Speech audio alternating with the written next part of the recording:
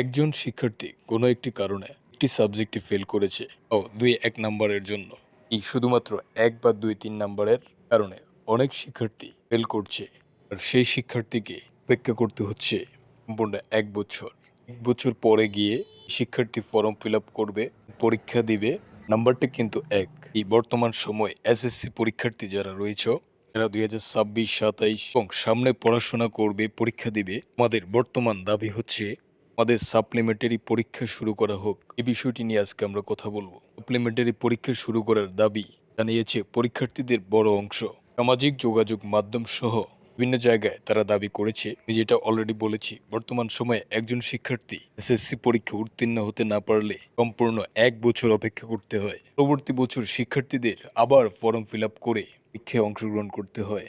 কোনো বিষয় ফেল করার কারণে এত দীর্ঘ সময় অপেক্ষা করা অনেক শিক্ষার্থীর জন্যই কষ্টকর। কোনো কারণে শিক্ষার্থীরা পরীক্ষায় ফেল করতে পারে, অনেকে অসুস্থ থাকতে পারে, শিক্ষার্থী দুর্ঘটনায় ক্ষতিগ্রস্ত হতে পারে, কারণে সেই শিক্ষার্থী পরীক্ষায় অংশগ্রহণ করতে পারেনি, অথবা কয়েকটি বিষয়ে রেজাল্ট খারাপ করেছে, কারণে তাকে অপেক্ষা করতে হবে দীর্ঘ ১টি বছর। এসএসসি পরীক্ষার্থীরা এই পরীক্ষার ব্যবস্থার সংস্করণ চাচ্ছে।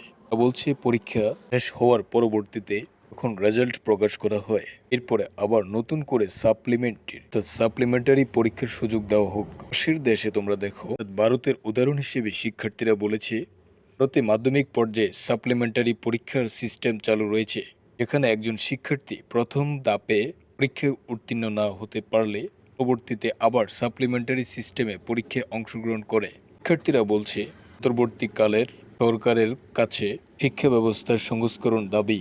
সে শিক্ষার্থীরা অন্তর্বর্তীকালীন সরকার বিভিন্ন সেক্টর পরিবর্তন এনেছে এসএসসি পরীক্ষার্থীদের জন্য। সাপ্লিমেন্টারি পরীক্ষা নেওয়ার যে সিস্টেমটি, পরীক্ষার্থীদের জন্য সবচেয়ে বড় ভূমিকা রাখবে। এছাড়া সমাজে বিভিন্ন নাগরিক এবং অভিভাবকদের সাপ্লিমেন্টারি সিস্টেমে পরীক্ষার নেওয়ার বিষয়টি সম্পর্কে অবগত রয়েছেন। তারা চাচ্ছে এইভাবে পরীক্ষা নেওয়া যেতে পারে। তবে শিক্ষা মন্ত্রণালয় থেকে এখন পর্যন্ত এই বিষয়ে কোনো কিছু জানানো হয়নি এবং শিক্ষা সংস্কার কমিশন থেকে এই ব্যাপারে কোনো কিছু জানানো হয়নি। আশা করছি শিক্ষার্থীদের কথা চিন্তা করে বাংলাদেশেও শিক্ষা ব্যবস্থার সিস্টেমগুলো পরিবর্তন হবে। পড়াশোনা পরীক্ষার নিত্য নতুন সকল আপডেট পেতে চ্যানেলটি অবশ্যই সাবস্ক্রাইব করে রাখবেন। সকলকে অসংখ্য ধন্যবাদ। আসসালামু আলাইকুম।